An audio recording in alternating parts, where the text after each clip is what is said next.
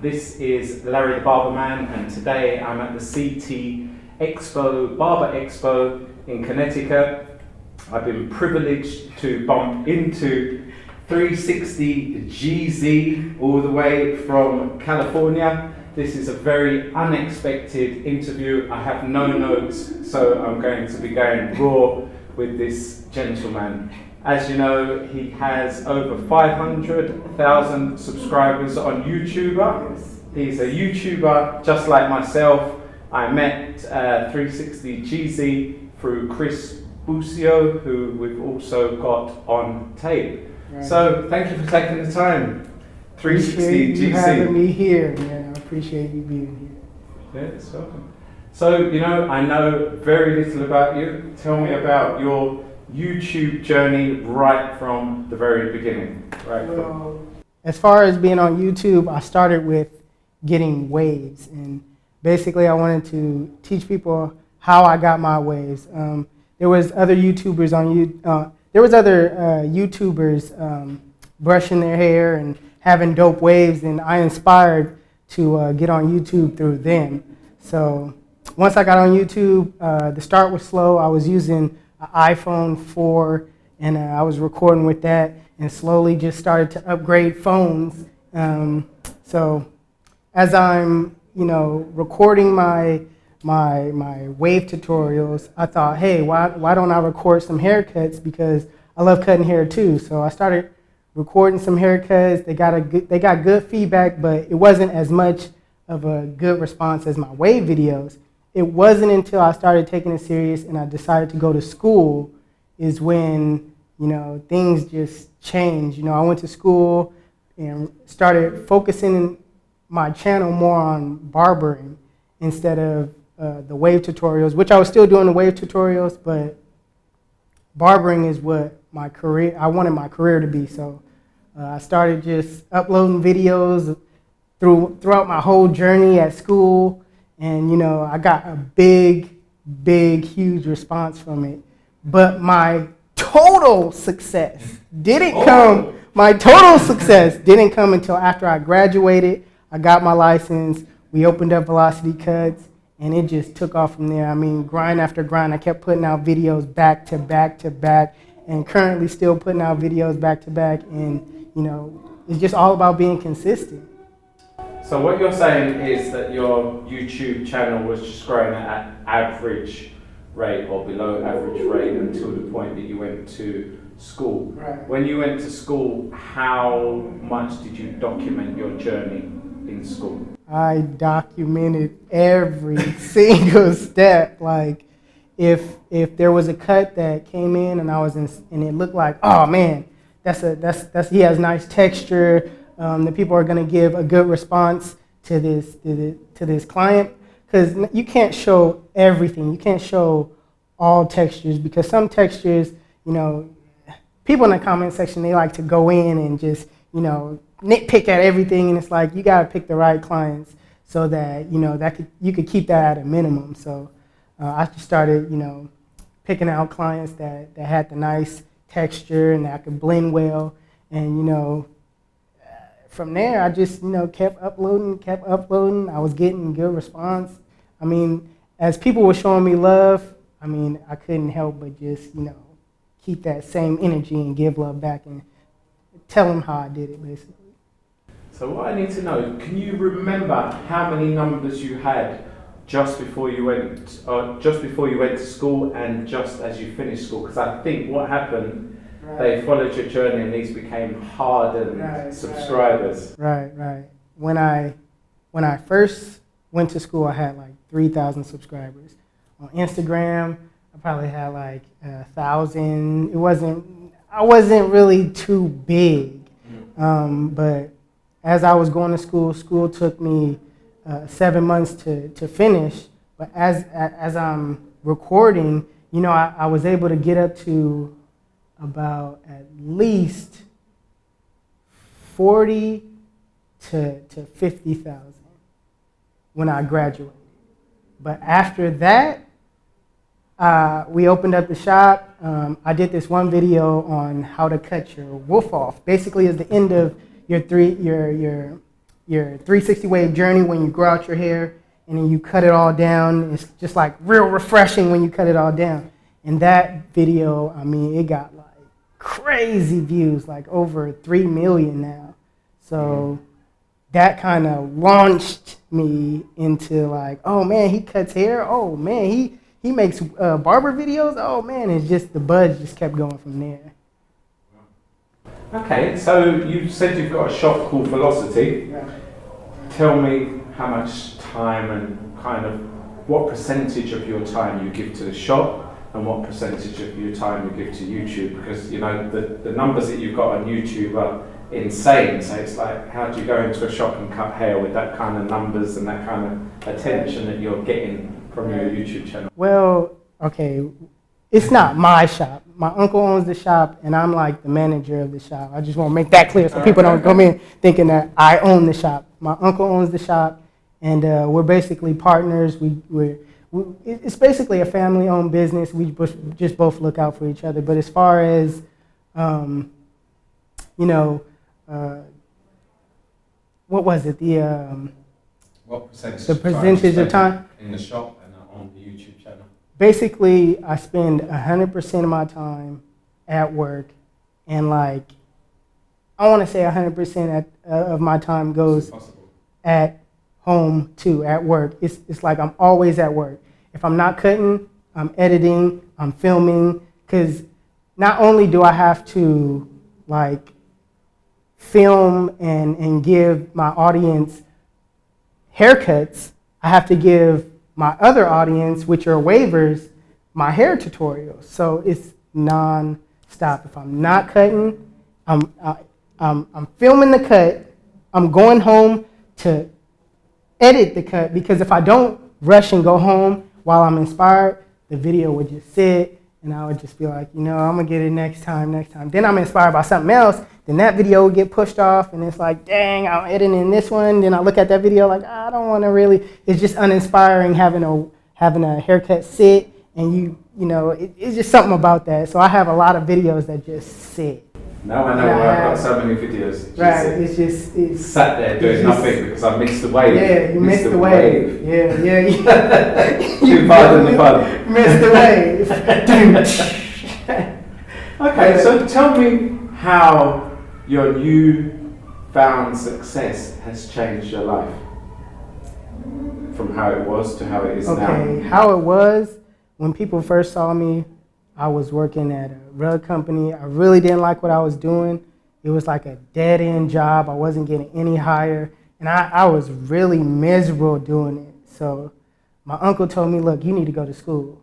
And you know, I took his advice. I stopped working, but the job was going to close anyway. So that was just, I was a rug salesman. Basically, you know, the Oriental rug, rugs, the carpets that you have in your home, that really expensive rugs, we're basically selling those out of Costco. And, you know, I was traveling all around Northern California, just, you know, in and out of Costco selling the rugs. So basically, I was doing that job. I stopped working to go to school full time, and that just, man, changed my life. I mean, it was hard though. I don't want anybody to think that, oh man, it's easy to do, because I basically dropped everything to go to school, and I lost everything going to school. Basically, was homeless at one point. People in school didn't really know. I was, you know, just living over here, living over there, just, you know, really trying to, you know, keep this school thing going, because it's really deeper than just, oh, my uncle telling me to go to school. I have to say that it was God the whole entire time, because we were talking about what we were going to do afterwards, and, you know, my uncle was just, you know, talking to me, and he just, bam, it just hit him one day, and it was like, man, that rhema from God hit him, and it was like, you need to go to barber school. And I was like, what? He was like, yeah, you need to go to barber school. And I was like, you know, he was so emotional at the time. It was like, man, he called his wife, was on the phone with her. I know what we need to do. We need to open up this barber shop. At first it was a hair salon. So he told me to go to school. I end up calling. See, it gets real deep, because I end up calling the school and be like, can I, you know, here's my information. She ends up telling me that you got a loan that you had to pay off. because you can't go to school right now. You got to show 6 months of paying on it because, you know, we need to see proof that you're paying, at least trying to pay on this.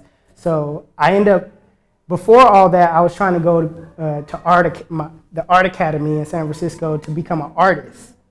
So I end up, you know, dropping out. It was too much money. Long story short, I end up calling the loan people, and the loan people was like, "Yeah, give me your information. Let's talk this out. We could do something for you." So I gave him my information, and it was like, "Okay, so what do you want to do?" I was like, "I just want to start paying on this loan." He was like, "What are you talking about?" I said, "I just want to start paying on the loan that I have." He was like, "I don't know what you're talking about, man." I was like, "Come on," because at this point I'm like fed up. I'm like, "Can you just find somebody else that can help me?" He was like, "You want to know how? You want to know why I don't see anything?" "It's because you paid it off." And he's saying it just like that, and it was like, huh? He was like, "Yeah, man, I can fax you over the information and everything, man. It's all good. Just, you know." And I'm like, wow, what? So right then and there, it was like a God thing, and I knew that this is what I was supposed to do. So from there, went to school, and I don't want people to think that, you know, when God tell you to do something, the devil ain't gonna throw darts at you. You know what I mean? The devil gonna try to throw any darts that he can. So a lot of stuff happened to me. I was homeless, man. This is like a pre-sequel to the testimony that I'm gonna share on YouTube. So I don't wanna spoil it all, but a lot of things happened to me to where I had to keep pressing, keep grinding, keep going to school. And with that, like, it just, you know, when you stick to something that you love to do, it's gonna happen for you as long as you stick with it. Because, man, I was down. I could have quit school. Could have just, you know, my life could have went a totally different way. But I stuck with it because I felt like this is what God wants me to do. Okay. So financially, you're nice now. Financially, I'm sitting nicely. Yeah, but it wasn't always like that. No, of course. Well, you've said, real hard. you know, you'd go in the barber shop, you'd produce your video, and what people fail to understand, once you produce something, you have to go and edit it. Right, and that is right, where right. the pain is. So Right. you can, you know, I've been a wedding photographer, you can shoot 1,000 images, but those 1,000 images that you go and produce in minutes can take hours to post edit, you know. So, you know, you're quite right. And what you said is that kept you going and ultimately made you succeed is the consistency and the persistency. So that's a really important thing. You can't just become 360 easy overnight. It's hard work, blood, guts, homelessness, couches. Because when you should be working and earning money in McDonald's, you're playing around with videos, and that stops you from earning money. Yeah. Okay, so your main gig is your waves. We haven't spoken about this. Tell me about waves. Waves is just like barbering in a sense. I put the same energy that I put in my waves in barbering. Like it takes consistency. You gotta brush. You gotta. On the days where you're not doing nothing, you're watching TV. You gotta put in work. All right, it's nonstop work. And if you want waves, that's like, if you just want regular waves, all it takes is you just brushing your hair. But if you want waves that's just like dope, just out of this world, you have to be consistent. You have to be, you know, persistent. You have to brush the same exact way all the time. It just comes down to being real picky about how you want your waves to look. But it's just all about being consistent. I mean, with everything, it's consistency. Everything, my whole come up has been consistency. Okay, so these waves are only for Afro-Caribbean. No.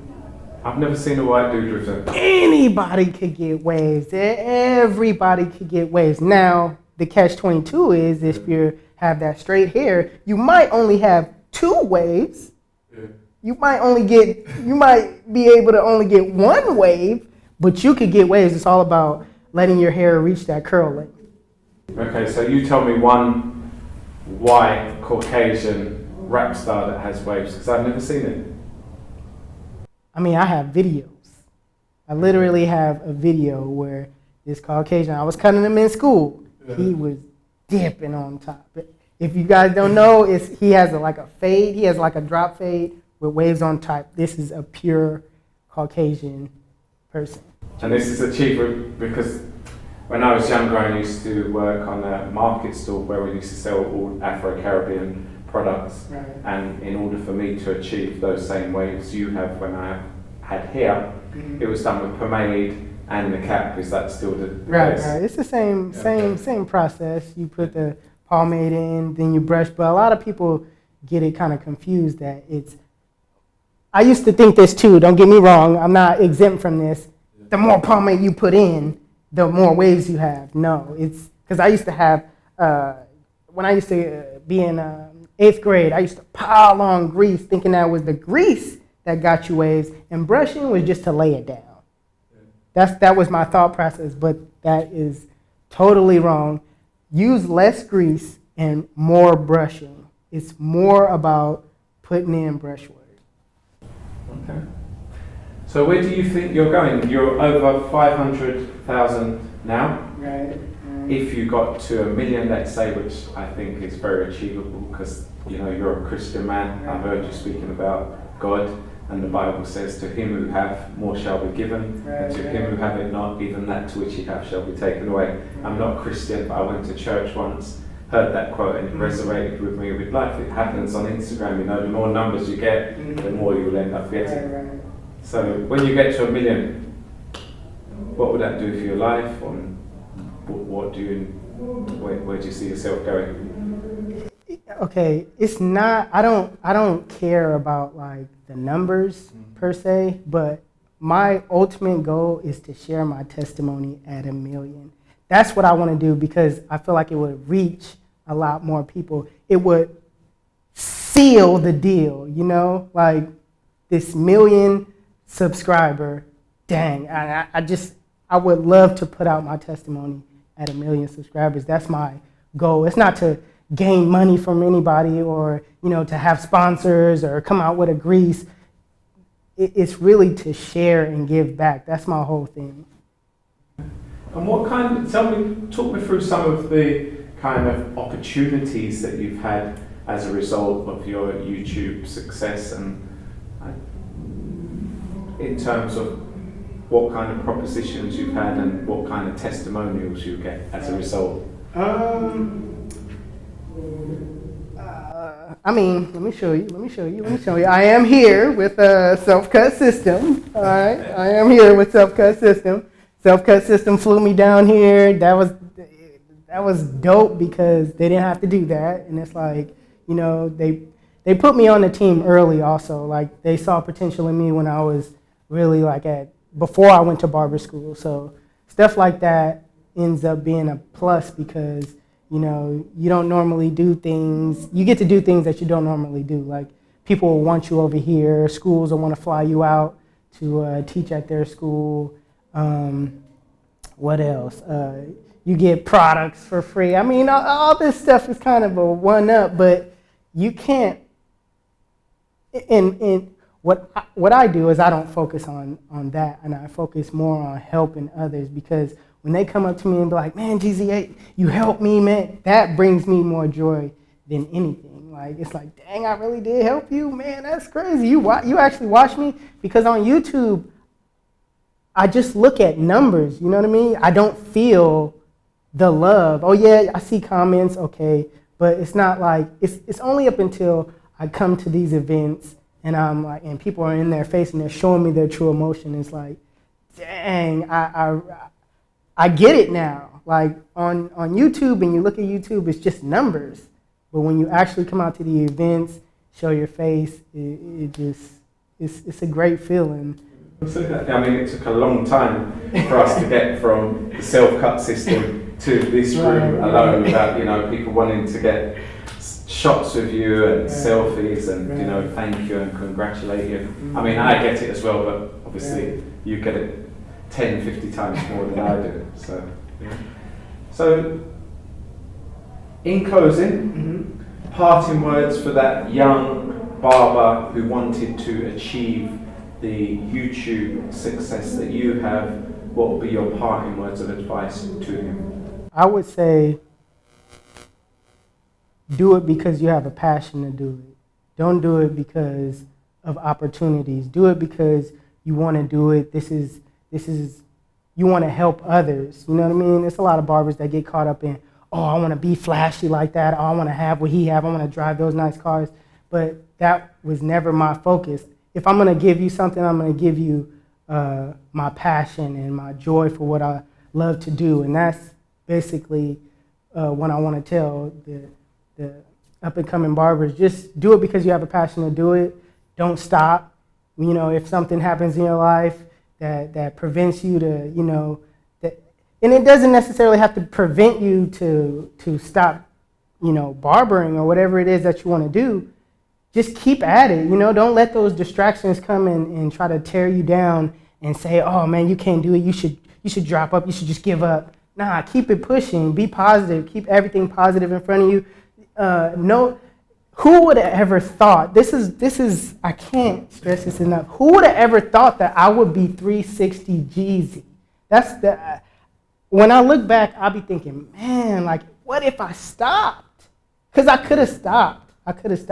And it's like, man, don't stop. Y'all, don't stop. Keep going. Keep grinding. If it's something that you love to do, and it doesn't have to be barber related. It doesn't have to be, you know, if it's something that you are passionate about, just go for it and go 100%. Don't nitpick and play with it. Just go 100% and go hard and give it your all.